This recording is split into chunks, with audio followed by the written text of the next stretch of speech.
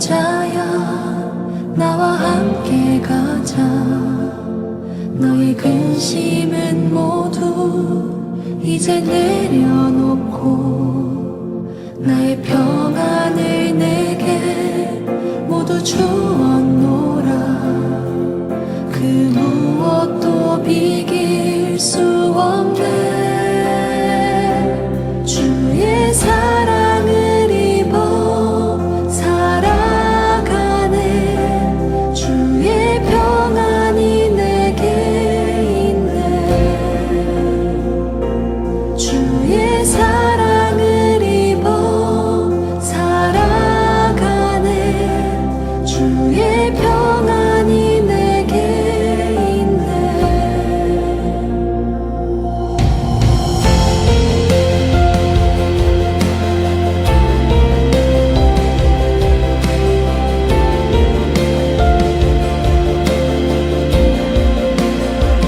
수많은 괴로움과 슬픔 가운데 놓인 보잘것없는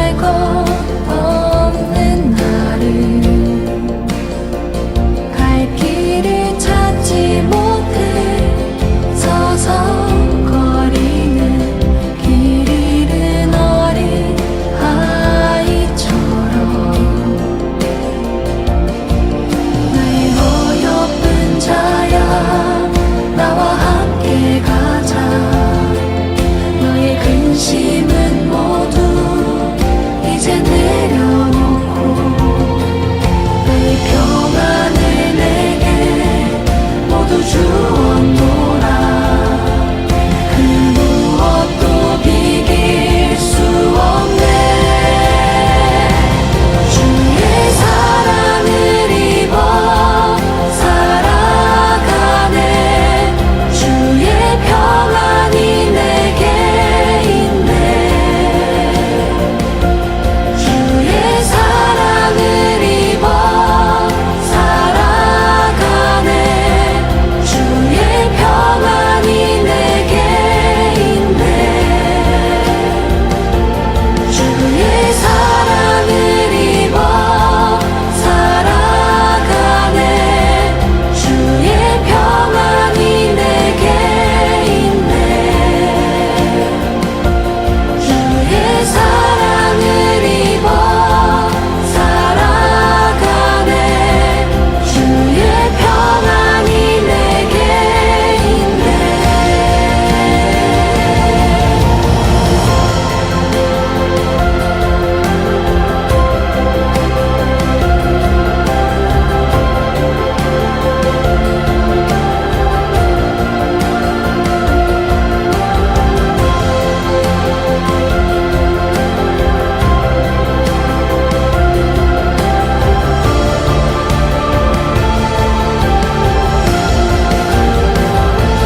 주의 사랑을 입어 살아가네. 주의 평안이 내게 있네. 주의 사랑을 입어 살아가네. 주의 평안이 내게 있네. 주의 사랑을 입어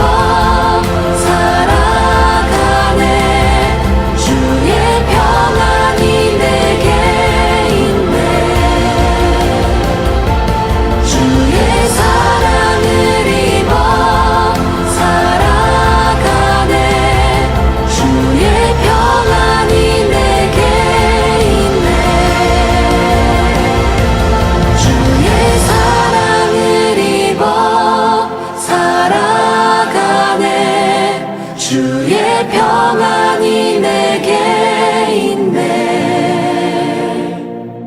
주의 사랑을 입어 살아가네. 주의 평안이 내게 있네.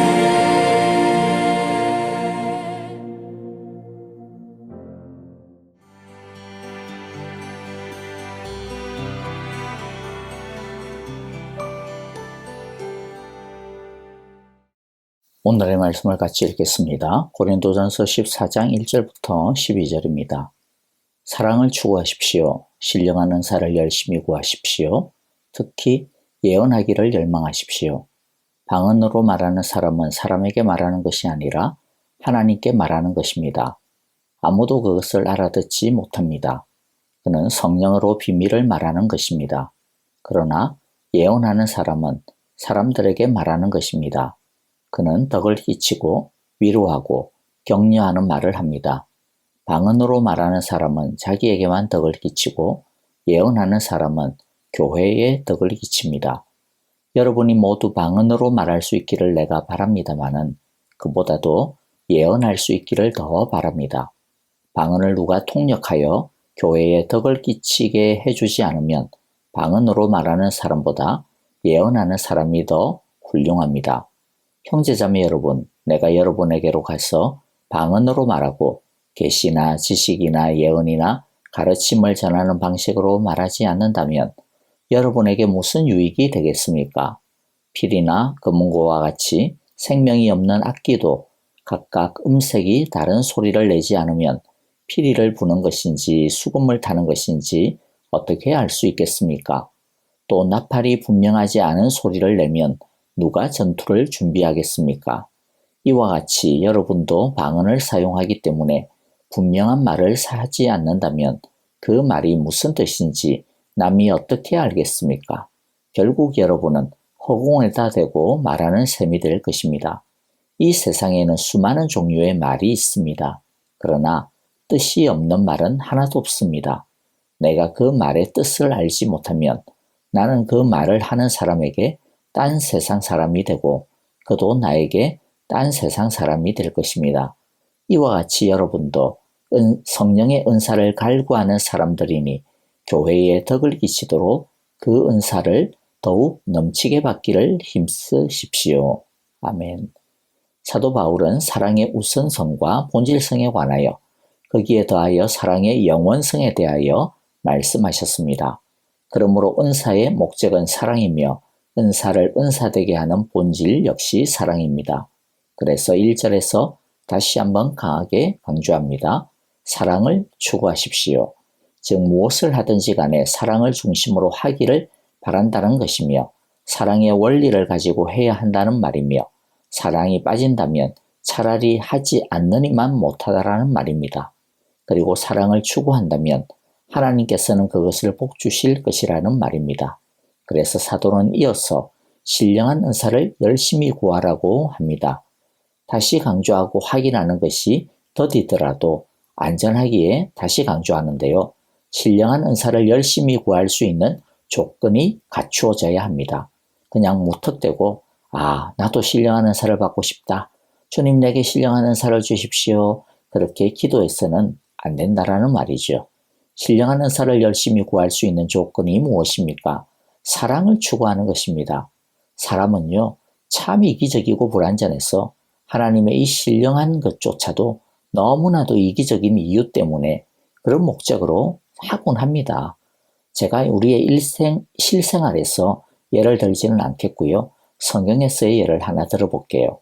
빌립보서 1장 15절에서 17절의 말씀인데요. 어떤 사람은 시기하고 다투면서 그리스도를 전하고 어떤 사람들은 좋은 뜻으로 합니다. 좋은 뜻으로 전하는 사람들은 내가 복음을 변호하기 위하여 세우심을 받았다라는 것을 알고서 사랑으로 그리스도를 전하지만 시기하고 다투면서 하는 사람들은 경쟁심으로 곧 불순한 동기에서 그리스도를 전합니다. 그들은 나의 감옥 생활에 괴로움을 더하게 하려는 생각을 품고 있습니다. 여러분 좀 너무 심하지 않나요? 사도 바울이 감옥에 갇힌 것을 보면서 불쌍히 여기고 안타깝게 여기는 그런 마음을 가지지는 못할 망정 그 틈을 노려가지고 이 기회에 내가 사도 바울보다도 더 많이 전도해야지. 내가 사도 바울보다 바울이 못한 것을 내가 해내야지. 이런 마음으로 복음을 전하는 사람들이 있었다라는 겁니다. 그러면 사도 바울이 감옥에서 그냥 속이 상해가지고 내가 못하는데 내가 해야 되는데 이런 마음 가지고 마음 그냥 괴롭게 하기 위해 가지고 그런 마음으로 복음을 전하는 사람들이 있었다라는 거죠. 여러분 이런 사람들이 열심을 내어가지고요. 실제적으로 그 열매도 꽤나 있었어요. 그런데 여러분이 생각할 때 과연 이 사람들의 행동을 하나님이 어떻게 평가하실까요? 과연 이들의 행동이 하나님이 인정하실 만하다라고 보십니까? 이들의 문제가 뭡니까? 열심을 엄청 냈죠. 성과도 엄청 있었죠. 하지만 그게 다가 아니잖아요. 이들이 열심을 내고 성과를 낸 것이 무엇 때문입니까? 자기 자랑 때문이죠. 시기심 때문이죠. 사도 바울을 괴롭게 하려고 하는 마음 때문이죠. 여러분, 이것이 고린도 교회 안에도 마찬가지로 있었습니다. 지식도 많고 은사도 많은 교회였는데요. 그런데 그것으로 인해 가지고 고린도 교회는 4분 5열이 되고 있었습니다. 열심을 많이 내는 것보다, 성과를 많이 내는 것보다, 대단한 지식을 많이 가지는 것보다, 은사가 많은 것보다 더 중요한 것은 사랑으로 하는 것입니다. 다시 고린도전서 13장 2절 3절을 우리가 마음에 새기기를 바랍니다. 내가 예언하는 능력을 가지고 있을지라도, 또 모든 비밀과 모든 지식을 가지고 있을지라도, 또 산을 옮길 만한 모든 믿음을 가지고 있을지라도 사랑이 없으면 아무것도 아닙니다. 내가 내 모든 소유를 나누어 줄지라도, 내가 자랑 삼아 내 몸을 넘겨줄지라도 사랑이 없으면 내게는 아무런 이로움이 없습니다. 사랑이 없으면 아무것도 아닙니다. 사도 바울은 이어서 실제적인 적용의 예를 들어갑니다. 많은 신령한 은사들이 있지만 개인의 유익보다는 다른 사람을 돕고 섬길 수 있는 은사를, 공동체의 유익에 도움이 되는 은사를 구하는 것이 좋다 권면합니다. 바울은 방언과 예언 두 은사를 들어서 공동체에서 사랑을 따라 행하는 원리를 교훈해 주십니다. 사도 바울은 예언하기를 열망하라고 하는데요. 2절에서 4절까지 그 이유를 설명합니다. 방언은 하나님께 영으로 비밀을 말하는 것이기에 사람들이 알아들을 수가 없습니다. 그러나 예언은 하나님 말씀을 전하는 것으로 사람들에게 덕을 끼치고 그들을 권면하며 위로하는 것입니다. 그래서 방언은 자기에게만 덕을 끼치지만 예언은 교회에 덕을 끼치기 때문에 교회의 유익 측면에서는 방언보다 예언이 사람들에게 도움이 된다는 것입니다. 여기서 예언에 대해 조금 더 말씀을 나누어야 되겠습니다. 예언에 대해서 우리는 성경적으로 잘 분별할 줄 알아야 합니다. 어제도 제가 말씀을 드렸는데요.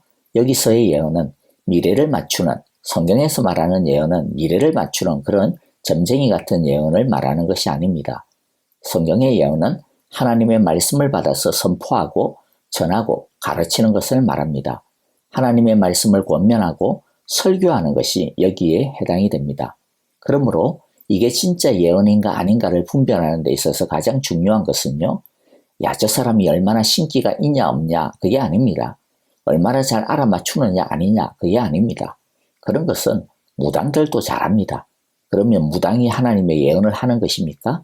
아니죠. 그러니까 그런 것에 현혹되면 안 됩니다. 진짜 예언이냐 아니냐는 하나님의 말씀에 부합하느냐 아니냐에 달려 있습니다. 아무리 멋진 말을 해도 성경의 주제와 흐름과 원리와 원칙에서 어긋난다면 그것은 거짓 예언입니다. 예언에 있어서 또 조심해야 하는 것이 있는데요. 예언은 계시가 아니라는 것을 아셔야 합니다. 계시는 하나님의 구원 사역, 구원 역사를 보여주는 것입니다. 계시는 이미 종결되었습니다. 더 이상의 계시는 없습니다. 그러므로 예언을 새로운 계시로 받아들여서는 안 되고요. 또 그렇게 주장하는 사람은 피해야 합니다. 예언이 계시보다 앞설 수는 절대로 없습니다. 만일 그것을 주장한다면 그가 바로 이단입니다. 또 예언을 한다라는 사람 자신도 조심을 해야 합니다.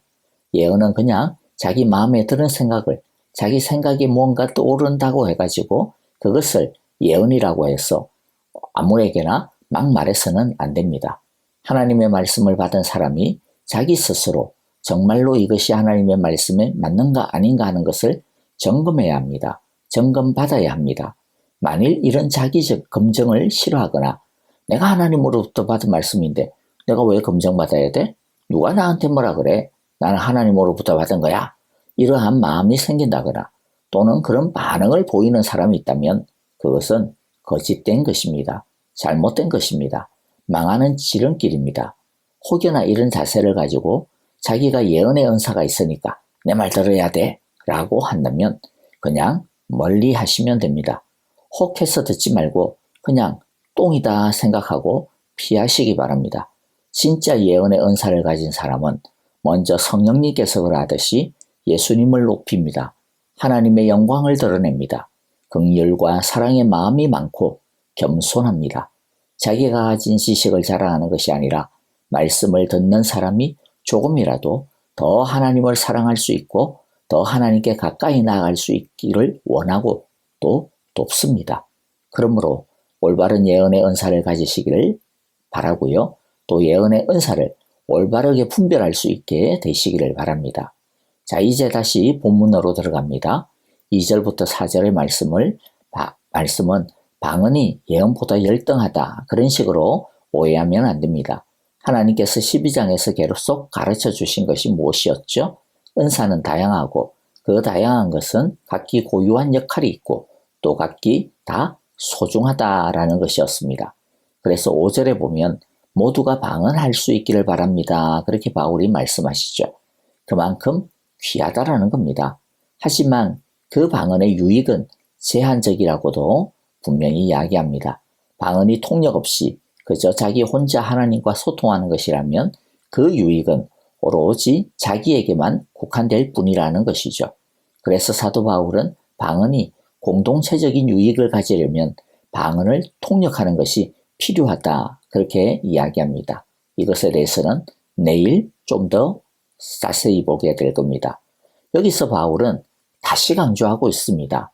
은사는 공동체의 유익을 위해 사용되어질 때 제대로 사용되어지는 것이라는 겁니다. 공동체의 유익과 섬김, 사랑이 없는 은사면 차라리 은사 없이 하는 것이 더 낫다라고 말합니다. 6절이죠. 형제자매 여러분, 내가 여러분에게로 가서 방언으로 말하고 계시나 지식이나 예언이나 가르침을 전하는 방식으로 말하지 않는다면 여러분에게 무슨 유익이 되겠습니까? 즉, 바울이 통역도 없이 그냥 자기가 사용하는 방언으로 막 설교를 한다면 그게 멋있어 보일지는 모르지만 공동체에게는 아무런 유익이 없다라는 겁니다. 그것은 자기를 자랑하는 것에 불과하다라는 겁니다. 그러면서 바울은 피리, 검은고, 나팔 등 악기와 외국어를 예를 들어 보충하여 설명을 하는데요. 7절에 보니 피리는 피리 소리를, 검은고는 검은고 소리를 자기 음색에 맞게끔 소리를 내야 사람들이 이게 피리 소리구나, 이게 검은고 소리구나 하고 알아들을 수 있다라는 겁니다. 또 8절에서는요. 나팔은 군인들에게 전투 준비를 위한 신호를 보낼 때 사용되어지는데 나팔이 분명한 소리를 내지 못하면 전투 준비를 할 수 없을 거라는 거죠. 쓸모없다라는 말입니다. 그러므로 9절입니다. 이와 같이 여러분도 방언을 사용하기 때문에 분명한 말을 하지 않는다면 그 말이 무슨 뜻인지 남이 어떻게 알겠습니까? 결국 여러분은 허공에다 대고 말하는 셈이 될 것입니다. 바울이 계속 강조하는 핵심이 뭐라고요? 은사를 은사답게 사용하자라는 겁니다. 내가 이런 은사를 가지고 있다 자랑하지 말고 자기가 가진 은사를 가지고 다른 사람들 키 죽이는데 사용하지 말라라는 거죠. 만일 은사를 그렇게 사용하고 있다면 아무리 멋진 방언, 아무리 대단한 은사를 가지고 있어도 뭐라는 거죠? 쓰레기에 불과하다라는 겁니다. 소음에 불과하다라는 것이죠. 그게 10절과 11절의 의미인데 10절만 보면요. 내가 그 말의 뜻을 알지 못하면 나는 그 말을 하는 사람에게 딴 세상 사람이 되고 그도 나에게 딴 세상 사람이 될 것입니다. 그런 자랑하고 자기 만족감을 가지기 위해 신령한 은사를 추구하지 말자라는 겁니다. 오직 덕을 끼치고 싶은 섬기는 마음으로 사랑의 마음으로 추구해야 함을 12절에서 강조합니다. 이와 같이 여러분도 성령의 은사를 갈구하는 사람들이니 교회의 덕을 끼치도록 그 은사를 더욱 넘치게 받기를 힘쓰십시오. 바울의 이 권면과 축복처럼 어떤 은사를 가지고 있건 다른 사람을 섬기고 교회에 덕을 끼치는 참된 은사의 사람들이 우리 모두가 다 되시기를 간절히 기도하고 바랍니다. 자, 이제 찬양 드리며 기도하겠습니다. 먼저 오늘의 말씀 속에서 각자에게 주시는 하나님의 음성과 뜻을 따라 기도하기를 바랍니다. 교회와 목장 식구들을 생각하시면서 중보 기도해 주시겠는데요. 특별히 고 박윤경 전도사님, 또 슬픔을 당한 유가족을 위해, 그리고 또 오늘 있을 장례, 여러 절차 내일 있을 또 장례 예비를 위해서도 기도해 주시기를 바랍니다.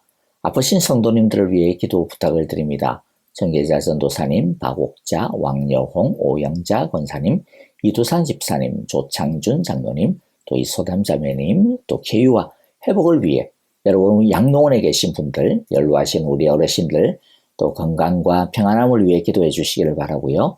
계속하여 우리 우크라이나의 평화를 위해 기도해 주시고, 사역하시는 전망교 김미정 선교사님, 또 필요한 모든 것들을 채워달라고, 또 사역을 안정적으로 할 수 있는 체류의 문제가 해결되어질 수 있도록 기도해 주시고요. 우리 목장 선교사님들 기억하시면서 함께 합심으로 성령 안에서 간절히 기도하겠습니다.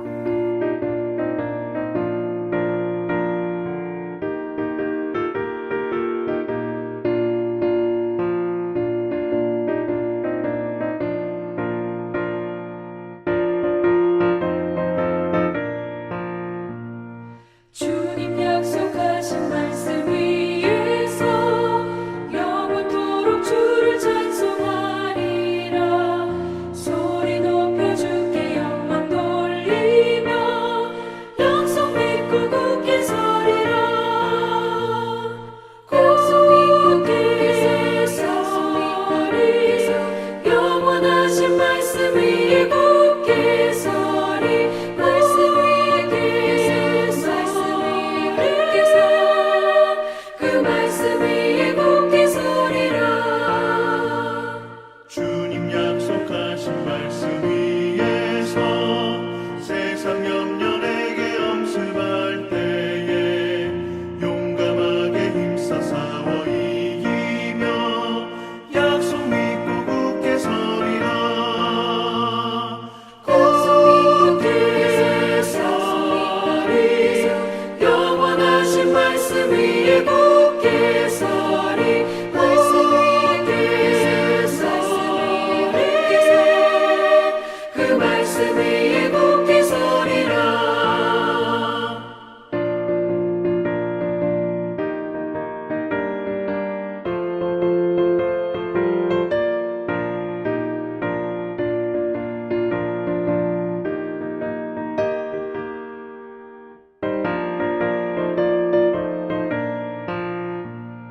주님 약속하신 말씀 위에서 영원하신 주의 사랑을 믿고 성령으로 힘써 싸워 이기며 약속 믿고 굳게 서리라. 굳게 서리 영원하신 말씀 위에 굳게 서리. 말씀 위에 그 말씀 위에 굳게 서리라. 주님 약속하신 말씀 위에서 성령 인도하는 대로 행하며 주님 품에 항상 안식 얻으며 약속 믿고 굳게 서리라. 약속 믿고 굳게 서리 영원하신 말씀 위에 굳게 서리. 말씀 위에 굳게 서 그 말씀 위에